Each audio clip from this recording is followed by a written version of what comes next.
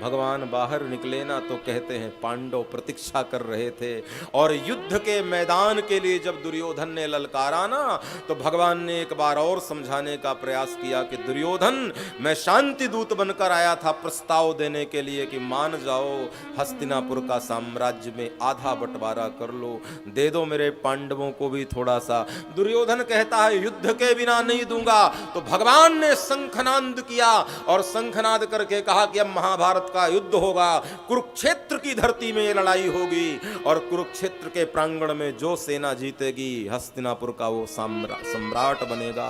और कहते हैं दुर्योधन को भगवान ने बुलाया और अर्जुन को भगवान ने बुलाया, और दोनों को बुला करके कहा कि एक बात सुनो। बोले क्या है? मैंने एक निर्णय लिया है कि महाभारत के युद्ध में शस्त्र को हाथ भी नहीं लगाऊंगा, मैं निहत्था रह करके और किसी एक सेना की ओर रहना चाहता हूं।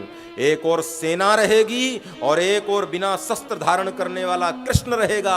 मांग लो, बिना शस्त्र धारण करने वाला कृष्ण चाहिए या कोई पूरी सेना चाहिए?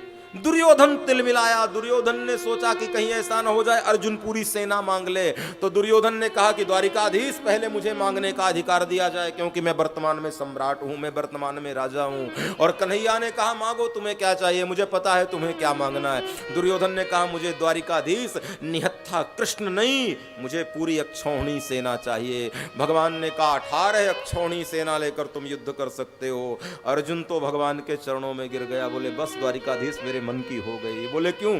मुझे सेना नहीं, संसार की सारी सेना जिसकी कृपा से चलती है वो सेना नायक कृष्ण चाहिए। कृष्ण मिल जाएंगे तो ऐसे कई महाभारत में गांडीव की टंकार से जीत लूंगा, और यदि कृष्ण ना रहें तो इस संसार के महाभारत को जीतना मुश्किल हो जाएगा।